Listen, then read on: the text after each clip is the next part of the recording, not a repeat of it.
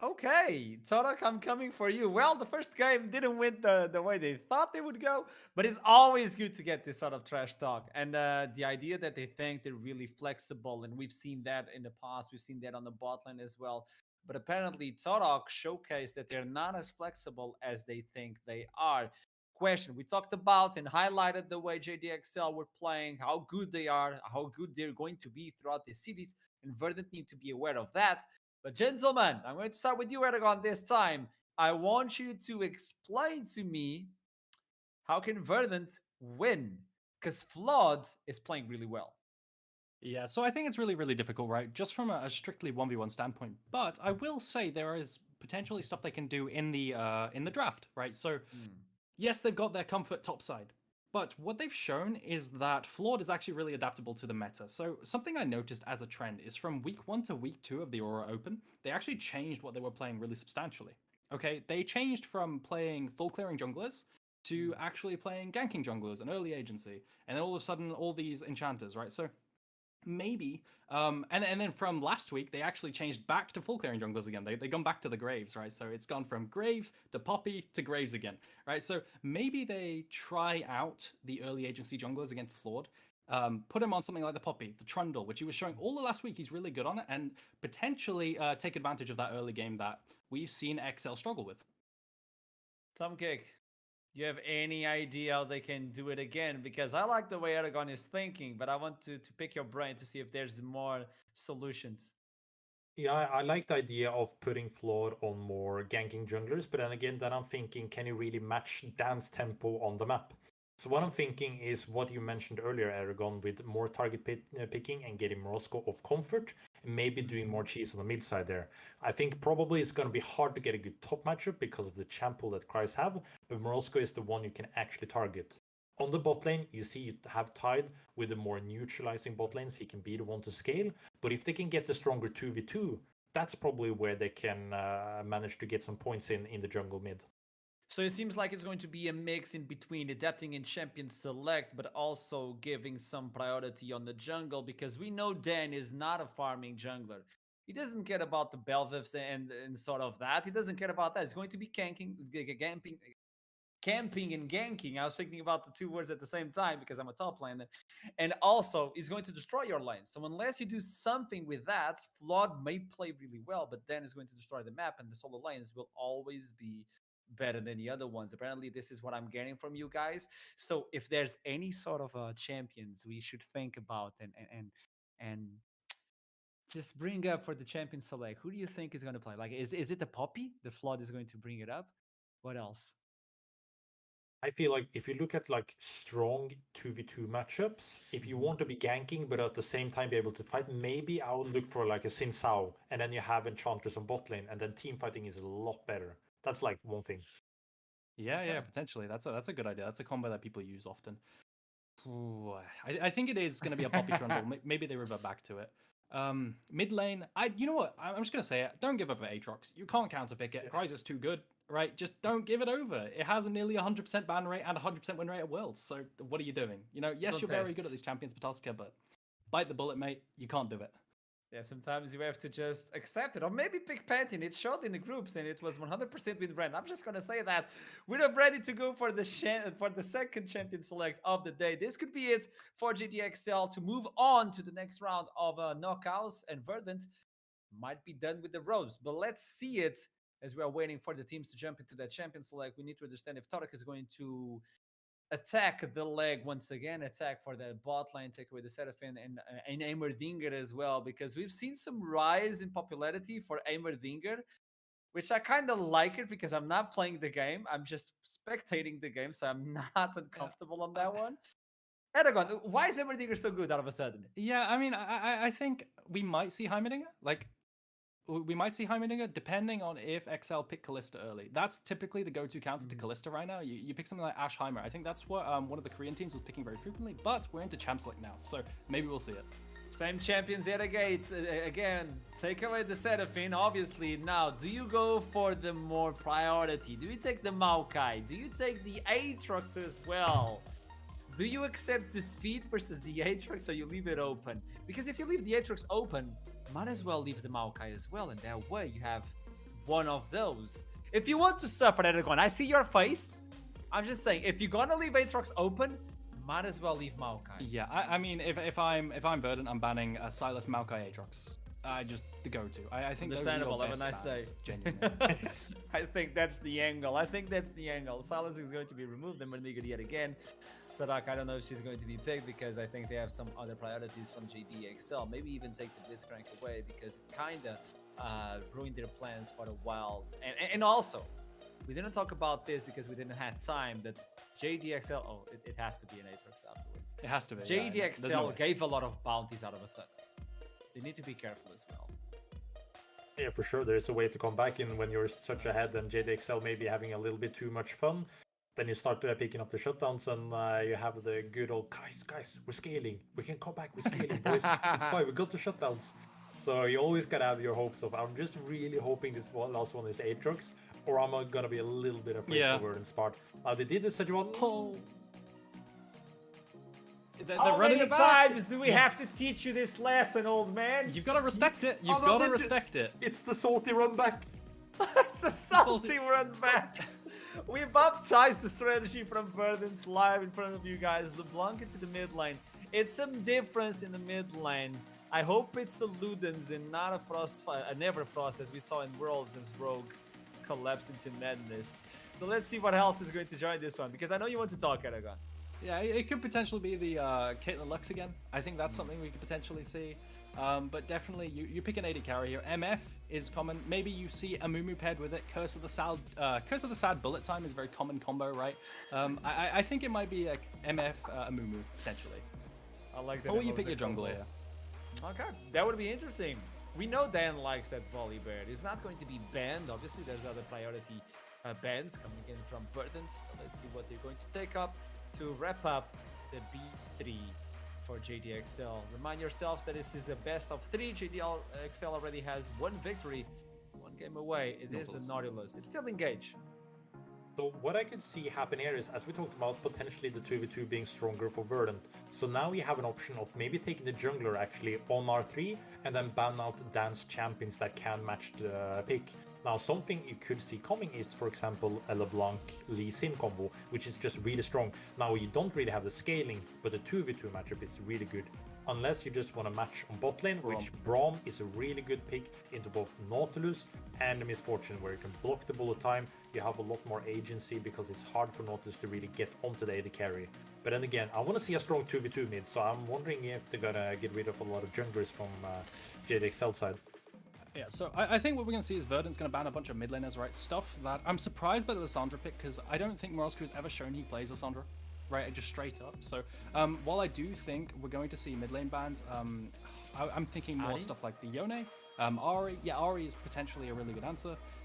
Those are my guesses of what's going to be banned.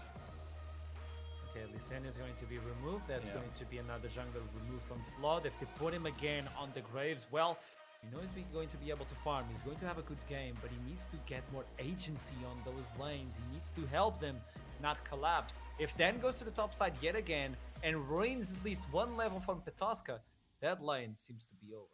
Ari is going to be removed. The last ban coming in from Verdant. We need to understand what JDXL are going to be taking away as Coach Torok is taking some sweet time. Sivir. And I've been told that apparently Torok played for Verdant at Insomnia 68. So I don't know what to do with that information, but thank you so much, you know, at Insomnia 67, I played against Torok. He was the coach, so that was his very first coaching gig. Fun fact. Did he win?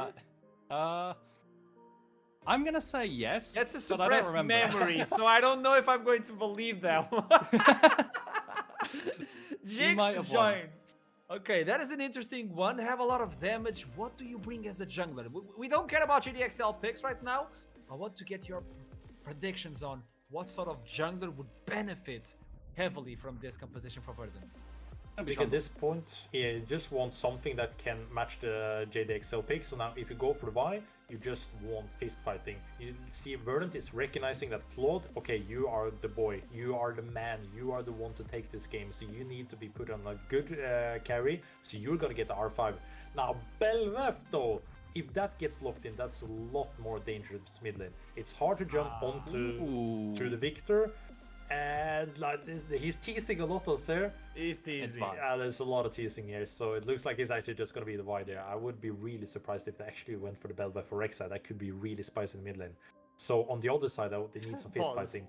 Pause, champ. Nah, it's a lot more teasing again, but I would imagine Yes. like Belva for Xin Zhao actually could be really good for Verdant. Ooh, okay. So Anyone. I will highlight something, right, that I like to do a bit of solo queue scouting, right? And Flawed has been playing a lot of Belvith, right? It kind of, it's a funny champ in that she does have pretty decent early game, right? So it's a big misconception that she just power farms. She does have a decent early game, so he does have agency to actually gank these lanes, but he can also rotate jungle camps really quickly. So I actually really like this pick. I think it does a lot for the early game to maybe abuse JDXL. How does she fit in this composition, though? I think it does work. Yeah, I think it's well, because when you look at the champions, it's more about, okay, getting the first initial pick. You have the Braum with the passive, okay, the one Braum hits, you hit that, you get a little Blanc chains onto that one, blow up, Belveth reset, in to start fist fighting. It's all about getting that one pick. If Verdant can get that one pick, it can start snowballing. But then again, if they can't get through the peeling of Victor and the front of Nautilus, it might be hard. So That's I interesting. wanted to... Yeah, tell me, Aragon. Yeah, I just want to highlight that when you draft Belveth comps, it's really important to draft strong topside to skill those Rift Heralds, right? And that's what they've done. They've got counterpick topside. They've got, like, in theory, strong mid lane, right? I think what's going to happen is we're going to see a big, scuffle at Herald, and that's going to dictate the game. On top of that, they have some niche micro interactions which are really interesting. Stuff like Belveth stacking up Braum passive really quickly, right? So I like Verdant's comp. I think they have the tools to win this game. Do I think they're going to win? A bit shaky.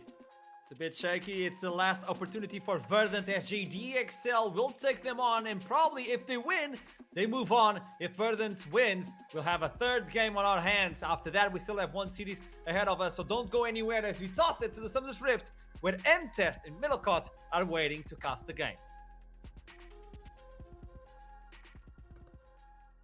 Whoa, we're I don't feel like I'm on Summoner's Rift right now, but with the green screen, maybe we can get that sorted out. Thank you very much, guys. We are ready, just about to jump into Game 2, an M-Test. We've had a lot of new stuff, a lot of crazy new stuff coming through in that draft, but one matchup which did remain the same from Game 1, and I think this is a risky call for Verdant. Aatrox versus Fiora. Cries dominated on this matchup in Game 1 as we are jumping onto the Rift for the second time. I mean, for sure, right? This is for sure Petorska's way of saying, Kreis, you got lucky, and it's not gonna happen again for sure, right? This time around, he's on the Fiora. He is, I mean, he has something to prove this game, man. I mean, it's for sure if you pick this matchup once again. I mean, the Analyst Desk, I think Tom Kick, he was really like, no, don't do it. What did he say? The salty run back, was that it? Yeah, something like that, yeah. But I mean, that does just feel very Petoska to me as a player, because when he was coming through, it's sort of in the finish scene, and he's now sort of moving into this sort of wider NLC arena that he's been competing in for the past year. It was a lot about these sort of like 1v1 aggressive top lanes that want to go for the plays, like the Riven, like the Aurelia, like this Fiora. So I think if he's not got the confidence to do stuff like that, to go back into this matchup, then you lose a lot of value and a lot of what Petoska actually brings to the table as a player. Yeah, I mean, for sure, right? I think he has to stay true to his cards that have helped him so much in his success and with his team as well.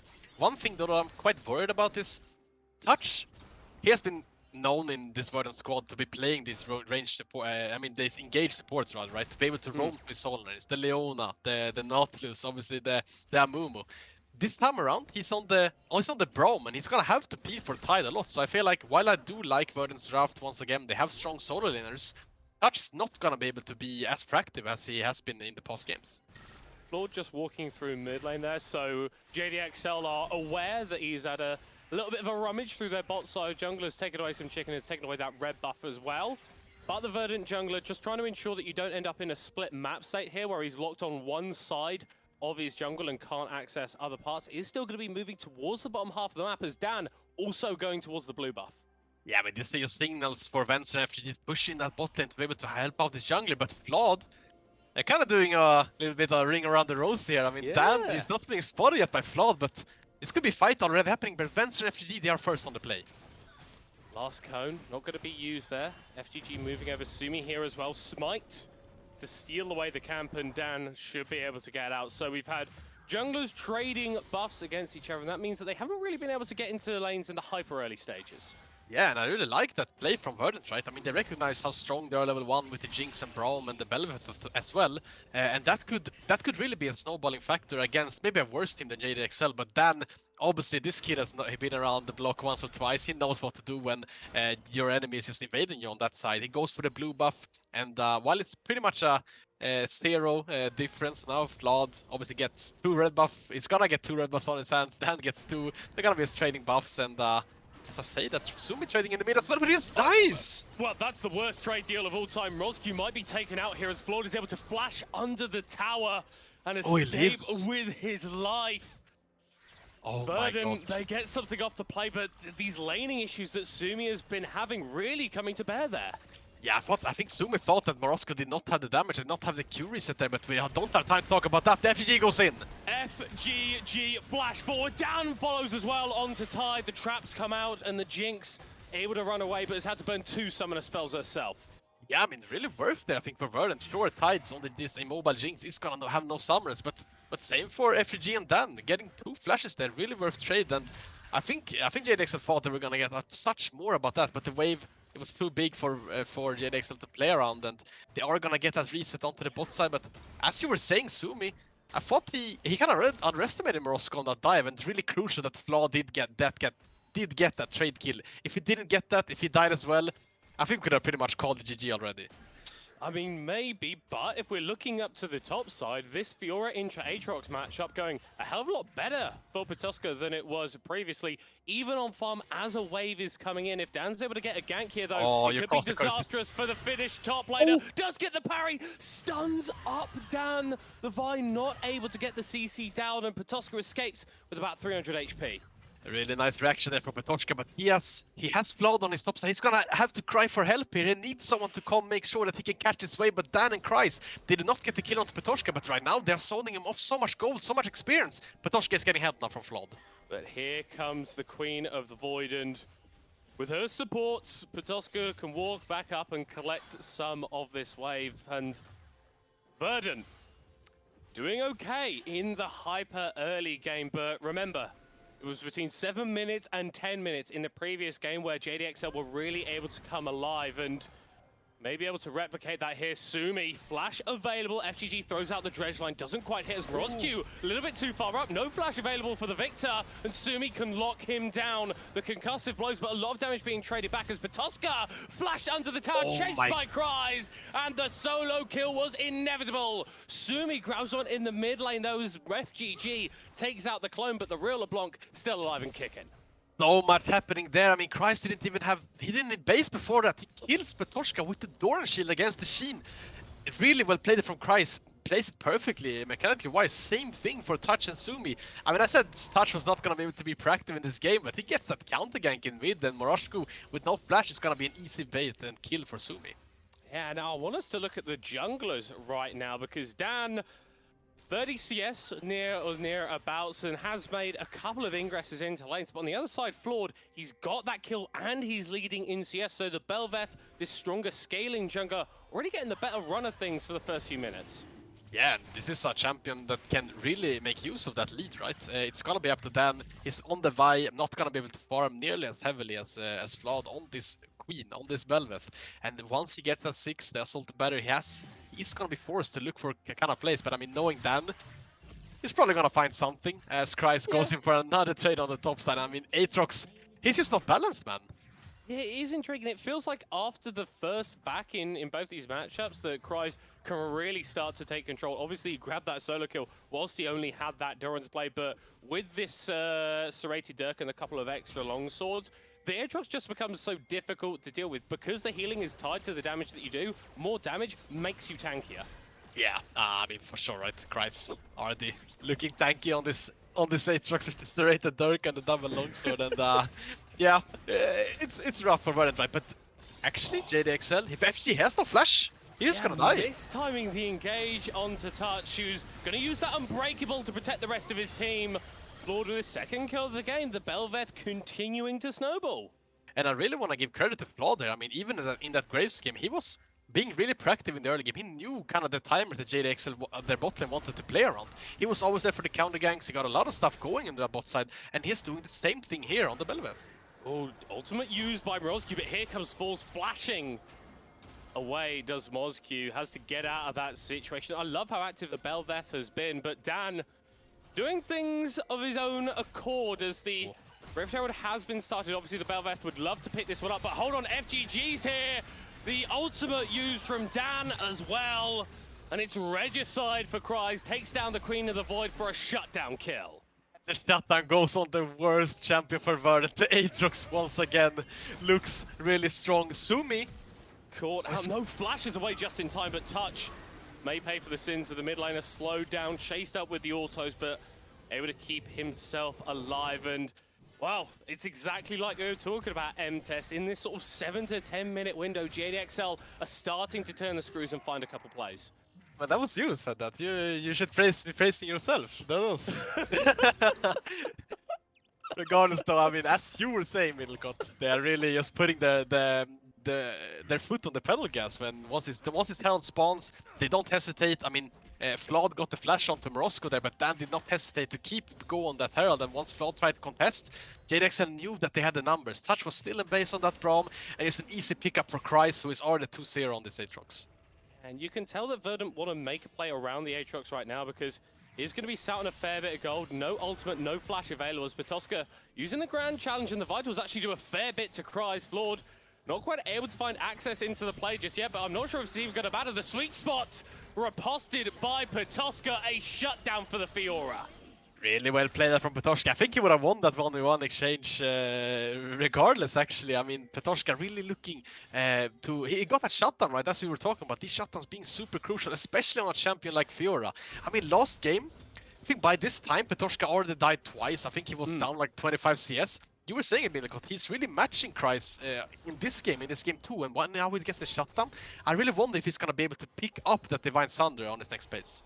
Yeah, we'll have to see that as well. Here comes Dan into the mid lane, jump onto Sumi. Obviously, the LeBlanc incredibly mobile, but when you could just lock her down like that, it may not matter. Double distort away. The Death Laser not enough to reach the LeBlanc. That was bloody close, but it's like you were saying, M-Test, the story of the game thus far has been a bit more stability in these solo lanes for Verdant. Yeah, I mean, right now they're gonna be finding themselves in a gold lead. It's gonna be short-lived though, because this Herald is gonna go down and can use the money. But the gold lead, I mean, is pretty much even. And Sumi there, using his passive really well on the LeBlanc, make sure he cannot get hit by Morosco's damage to be able to finish him off. Get the double distortion, as you were saying, and this mid lane tower, we have to remember actually that this mid lane tower in the last game went down by the Herald because of the fact that Sumi got caught on the Azir.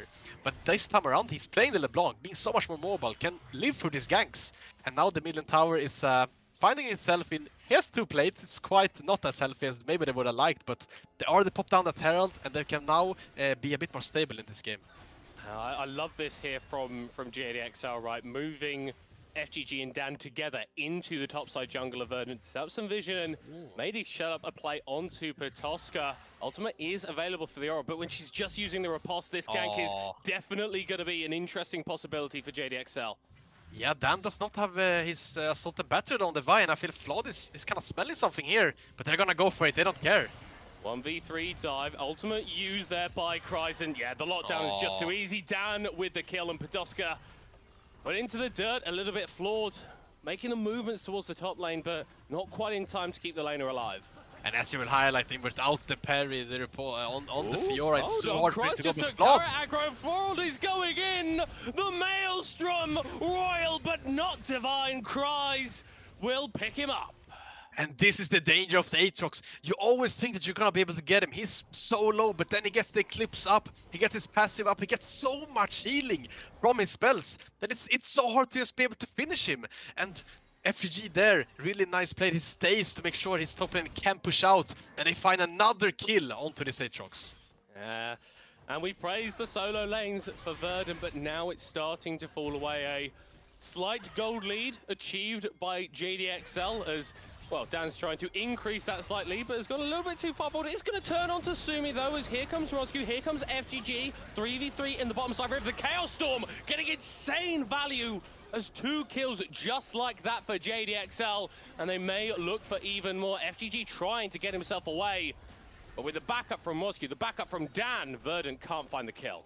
And that's the difference, right? I mean, I feel like every time JDXL walks aggressively into the river, they walk to topside. They're always playing together. Dan and FGG, they're kind of like Jing and Jang at this point. I mean, they're always together, making plays happening, making sure that their players can play aggressive. And look at it, once again, they're going for more. Oh, yeah, no. Sumi is solo killed in the mid lane, and Flawed will soon join him in the Death Chamber. Ultimates not quite gonna hit FGG as the execute gives no gold over to Verdant. Oh my god, that is depressing on the side of Verdant, and Morosco off camera rather gets that solo kill onto Sumi, and it just feels like now it's starting to feel like game 1 once again. The game is just falling apart for Verdant, but Peroshka, can it be the same in light of solo Verdant? kill, but yeah, it's gonna happen. Okay, that's a load of gold right where you need it for Verdant, but JDXL are making a play on the other side of the map. They're getting the Drake, stacking up that as a potential win condition. I love that you touch on game 1 because, yeah, it feels like we've been delayed by like 2 or 3 minutes, but JDXL are finding themselves in very, very similar situations. Yeah, and I mean, just look at this, right? Morosco. Ooh. I mean, it's just once again, I feel like Sumi doesn't really know the limits of Victor's damage. I mean, he gets hit by everything. The laser gets finished off by the Q. It's super hard for Sumi to play. He's now 2 levels down. And FG, he's posing aggressive, man. He's not scared of this Verdant squad. Not at all, but Maybe maybe it should should be, though. be. Yeah, the Sumi coming over the wall, the Ethereal Chain connecting the Zap to slow him down. Ultimate into the bullet time, but the Unbreakable does just that. Prevents the wombo combo from coming through, but FGG gets out with his life. Rocket not quite connecting. Oh, and Touch there showing why the Braum is so powerful in this game, right? Blocking every single shot of Renzo's ultimate. Tide tries to go for the cheeky little outplay with his ultimate. FGG, I mean, he's ready, man. It's not like he's just in the shop trying to buy something there. He's ready for that rocket to come out, and he dodges it perfectly. As a lane swap has actually been initiated by JDXL. We saw a little bit of this as Venza just go for the 1v1 onto Tide, but here comes Touch just in time. Again, the Unbreakable finding so much value as the no Glacier way. Fissure goes just wide and double up, but it's not enough to keep Venza alive. A kill going over to Tide, and Dan maybe looking for more, charging up that Volt Breaker, and Flawed not quite able to get the knock up. Venser, he just doesn't have it in his nature to back off. I think he was perfectly fine there to just walk out and live and try to bait them into his team, but he goes in for that outplay, gets hit by Tide, and I mean, this is kind of one of the weak points that we talked about before the show, Middlecott. I mean, Venser is really known for pushing his limits on a champion like this, but Sumi. Oh, Cry's got taken so low by the Verdant mid laner, but he's the one that ends up going down. This Aatrox is baited in quite a few people today, Tess. The healing at low HP it's just a little bit too much. As JDXL, 4,000 gold in the lead, 2 dragons on their back. Maybe they can get the Herald as well. I mean, it's just tilting to watch, right? Like, he's always down at like 1 or 2 bars of HP. Then he has his Conquer, he gets passive, he just heals up to half. Like, this is not okay. FUG though has no flash this time. Yeah, you can't be there, mate. The Nautilus is not particularly tanky as Flawed will take him out. That's a reset now for the Belvad. Maybe she could take over this team fight, but she's going to be forced to dash away as JDXL are chasing down Verdant in a 3v4 scenario. Health bars blinking for the red side team, and Dan still looking for an aggressive play, watching those recalls. Ooh, but won't go for it.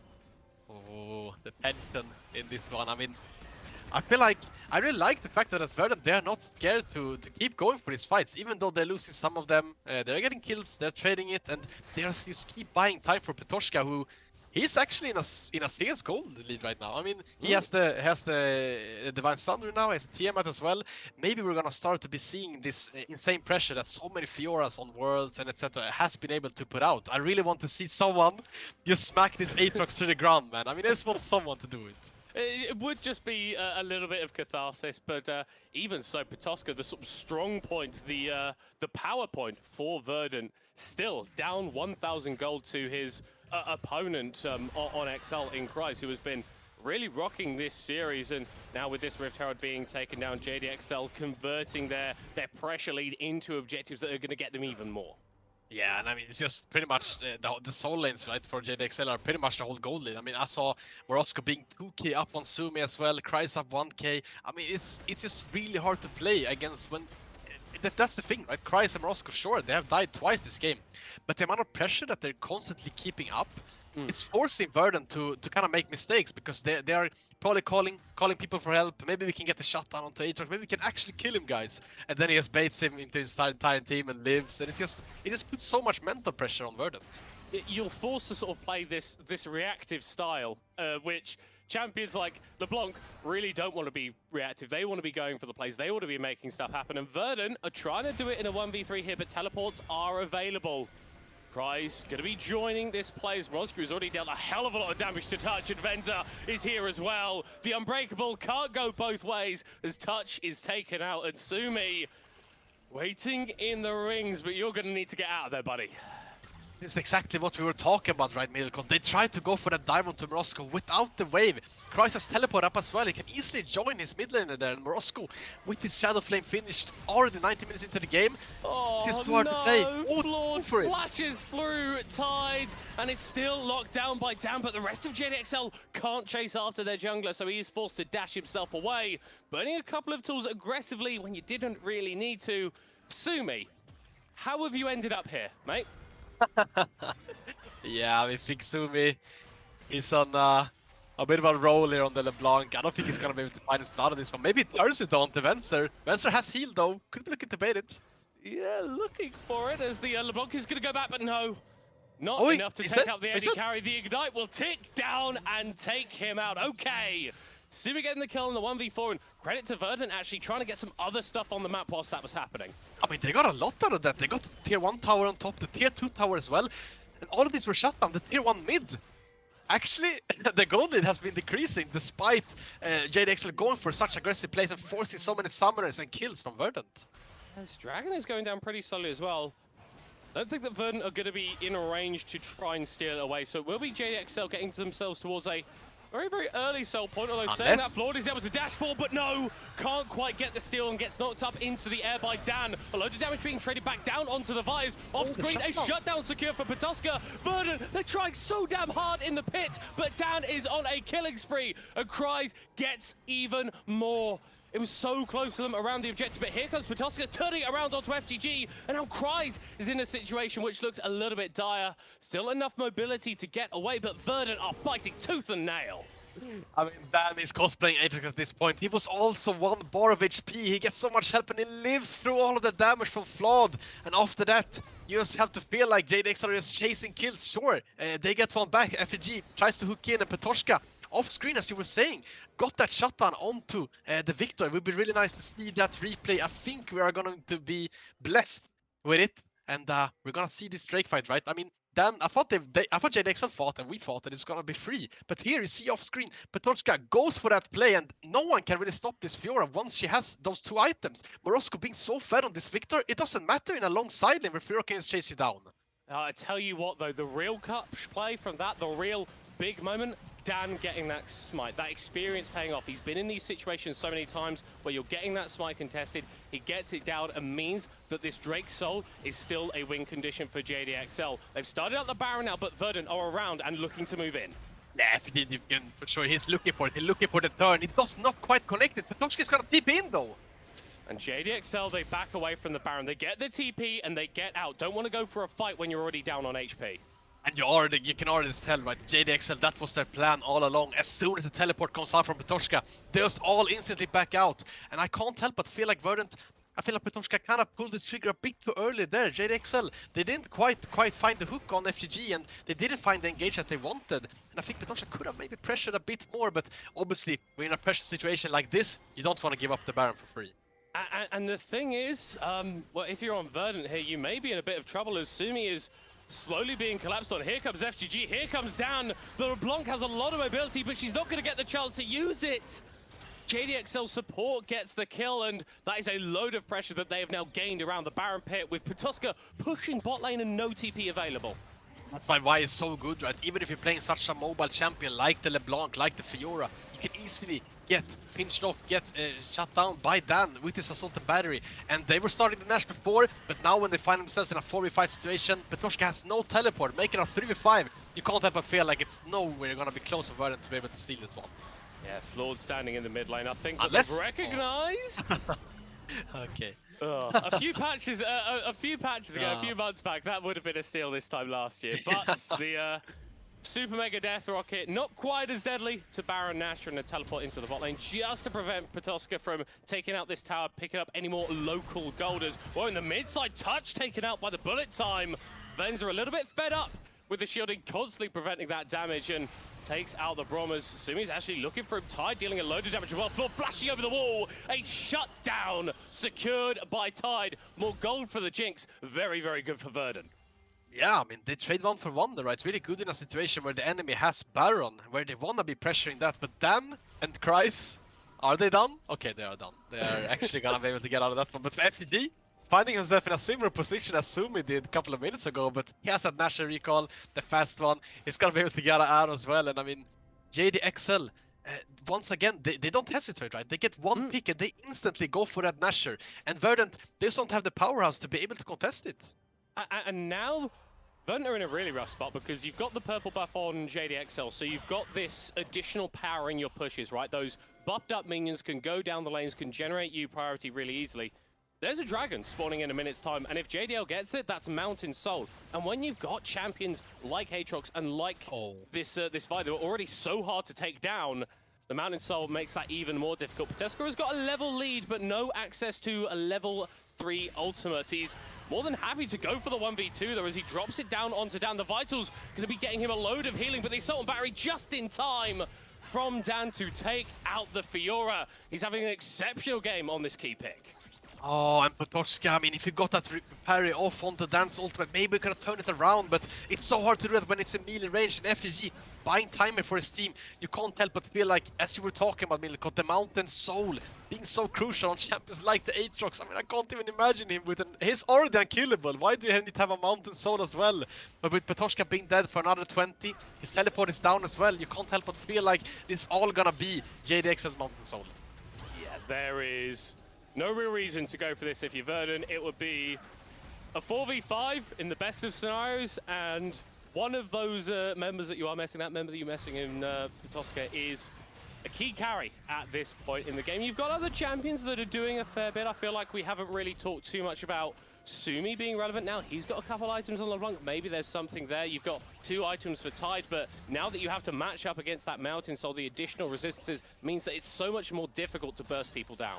Yeah, and I mean, just talking quickly about the builds as well, right? You were highlighting the Shadow Flame come up for Sumi, which is a good item if you're the only AP in your team.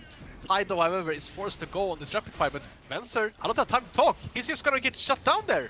And now it's Verdant that have got a 5v4. Maybe they can turn it around. Tide being chased back there with the Chaos Storm. And now Petrushka locked in a scenario that he's not going to get out of. Dan is unstoppable, and JDXL could continue the chase forward. Sumi coming back to base, but the health bars aren't really in a position where LeBlanc could do too much. He does take out FGG, but that's not a key damage. That's not a key damage threat for JDXL. Verdant, though, still having to go forward as Floor potentially got out, but can dash back, and Kreis with the Darkin Blade is ripping health bars asunder. Another kill for Dan as he is 6-0-6, doing exceptional on the Vi. JDXL, they back away, but they keep making these fights work. I really feel like Verdant, they really find a good pick there onto Vance. They didn't have to chase as far back as they did. Oh, Christ, though, he goes in again! Kill Sumi! That was exceptional stuff from JDXL's top laner as they find themselves in, well, an absolutely brilliant position once again. A little bit of a mid-game wobble from JDXL, but it feels like any potential faller has been arrested. 8,000 gold in the advantage. Although saying that, Mrozq low on mana on the wrong side of town. Petrushka will chase him down. There's a lot of damage actually dropped down onto Flawed. The Verdant jungler is going to have to get away just in time and keeps themselves alive. Petrushka with the kill, but now Flawed potentially going to be chased down by FGG and Venza. Yeah, but Verdant, they keep finding these peaks, keep finding the champion kills onto JDXL, and this is exactly what you need when you're playing as Nash. You need picks to be able to shut down that siege that JDXL does, but oh, Venza, that's a nasty bullet time. Yeah, absolutely disgusting combination, but no one on Verdant just yet as Venza Does slay it down Flawed Sumi, waiting in the wings, trying to get a pick as Flash over the wall, actually. A double kill for the Misfortune. When Petoska comes out, that stasis here going to be short to fall as well, but Tide on a rampage actually starting to turn it around with the resets, and Petoska does get taken out on the back end, but you need to watch this Jinx. Definitely a relevant damage threat here as JDXL, they can't quite push any further forward. Yeah, you can't help but imagine that JDXL, they are just having a bit of fun with this, and they are out for blood. They don't want to play that kind of standard Nash gameplay, but once again, credit to Verdant. They find that pick that started all of these kind of crazy fights going. They find that pick onto Venser. After that, they kind of chase a bit longer than I would have liked them to do. I think they could have stabilized the game and just be able to form up waves, but I mean, they don't care about that. They get a couple of kills once more under the belt, and it's just sad that they are not able to get the dance shutdown. The 1k that is sitting on that Vi would be crucial for someone like Petoska, someone like Tide, who can then finish up the third item. Yeah, I think third item for Tide is going to be absolutely key, because the Jinx already does a fair bit of damage, and she has the potential to do even more. It was a good start to the fight from JDXL, but credit to Verdant. They play this one out, and they play this one out well. Yeah, I mean, for sure, right? They're kind of, JDXL once again, they're kind of going in for it. I mean, you see Venser flashing in for that kill, and then you see JDXL kind of doing the similar thing to Verdant. They go to ham. Sumi, they're dodging the hook there from FG really well, and they get that kill onto him. They get reached onto the Jinx, and while they do end up getting Petoska in the end as well, Verdant don't lose any inhibitors with his Nasher, which is all they could really hope for with this Baron play. Yeah, the longer the game lasts, the better. As hold on, coming out of the replay, and well, it's a second Nasher of the game going to JDXL. Once again, Verdant not really feeling like they're in a position to contest that one. And with the Elder Drake spawning in 2 minutes, I think that this Baron is a much more different proposition than the previous one. Yeah, I mean, for sure, right? You have so many items now on JDXL. You have to imagine that they're going to be able to open up the base onto Verdant. They just have to sync their waves. They need to get at least one inhibitor, and then they can just go back and fall back to the Elder Dragon once that spawns in about 100 seconds time. But Petoska, he's wasting no time, and he's gonna be able to trade at least a tier 2 for the inhibitor, but I can't help but wonder if it's gonna be enough. JDXL, they can just go onto the top side. You have that fat wave stacked outside of the tier 3, and trading 2 inhibitors for 1 tower on bot, for sure gonna be worth if they can do it. Yeah, and Kreis has the teleport as well, so he can actually join this play faster than Petoska. JDXL might not need him though, he's already killed Flawed. FGG and Dan moving into the bases. The Nautilus is going to be taken out a 1-for-1 so far, but it quickly turns into a fight that JDXL are more than happy to take. A double kill from Roscoe in the mid lane. There's a shutdown, and that's a reset for Tide now. Not quite 3 items yet on the Jinx, so the damage not there. But Verdant are trying to hold. They get a 2-for-2 in the base, but JDXL can still push. I mean, the crucial part about this is JDXL cannot end on this Baron push, but they get their goal in the end. They get the double inhibitor, and Petoska, he's not done, man. He's just fighting them. Yeah, 3 items on the Fiora. The Death Stone's completed, so really difficult to actually burst out Sumi. Trying to make a play onto Kreis there, but quickly realizes that the Aatrox is not something that you can tussle with, and the game is still going for Verdant. Their carries are still scaling up, and JDXL, this game a lot harder than the first one. Verdant, they really don't want to go down. Yeah, but they have to be fast on this one. They have to push out the silence fast before this dragon is spawning in 10 seconds. Tide is gonna base. We have to imagine he's gonna get that Infinity Edge, which is gonna be a crucial part. Now he's finally online on this Jinx. If he can get 1 reset, he can really clean up a fight that is so chaotic like this once. But you already see that top lane wave is stacking for JDXL. They don't have to stress this one. They can just play with their vision. They have double inhibitors pushing in, and Verdant are gonna be forced to make the play happen here. Oh, you are face checking into, well, death for a couple members of Verdant. Petoska going over the wall, finding out FGG. They're catching out the Nautilus, but they're soaking a lot of damage into someone they don't necessarily need to kill. That's one for Venz, though, as he is on a spree. Touches incredibly low as Petoska is in the middle of absolutely everyone. Tide forced to flash away from the fight, and JDXL with 2 kills already. It looks like they can clean up this game. And you were saying it, Middlecourt, it's just death. It's a death sentence for Verdant to be able to face a JDXL like that. I mean, you saw Morosco in the beginning of the fight. He just gets so much done for his team. And then, I think you win this, buddy. He gets the double kill onto JDXL. And they're gonna walk down the base of Verdant. It's gonna be a 2-0 for JDXL. Yeah, all about the solo lanes in game 1. But the man in the jungle, Dan, puts on a clinic. JDXL, they sweep aside Verdant and progress to the quarterfinals of the Aurora Open. Really well played from JDXL. They came out swinging on the day. Both Morosco and Kreis having stellar performances, but as you were saying, Dan really was the stable factor in this one. I mean, his team, they were fighting so much, and while Dan was joining them a lot of the time, I mean, it's super hard on Vi to be able to, you're permanently engaging onto these champions, but he was permanently also being able to actually get out alive in these situations as well. Only one death on the Vi, going 9, 1, and 6. A clear MVP performance for me in the second game, but I mean, pretty much everyone on JDXL, they played out of their minds this series. I think the top side especially, just as a block, indexing into Verdant was so difficult to break down. We didn't see it as much in the second game, but cast your mind back to that first game. It was domination from Kreis, from Mosque, against the likes of Patoska and Sui, who are not bad players. We saw them do some pretty interesting things, especially in this second game, and there were definitely moments where Verdant were making JDXL sweat, but I think the quality from the NLC Div 1 team really showed through in the end. Yeah, I mean, for sure. I think you were talking about it in the draft, right? Patoka kind of going, he has to just go for his kind of comfort pick, right? He picks the Fiora once again. And while Verdant lost out in the end, they go 0 for 2. I just have to respect, man. Picking the Fiora again into the Aatrox that is known to be so good and doing well in this game. I mean, he got a solo kill onto Kreis, and I mean, he was performing well. I had to give respect to Patoshka, man. Nice play. Yeah, definitely was making it happen. You've heard enough of our voices for now, and we are going to be saying goodbye for the time. Jumping now to the analyst desk, who are going to break down that game and how JDXL were able to get the 2-0.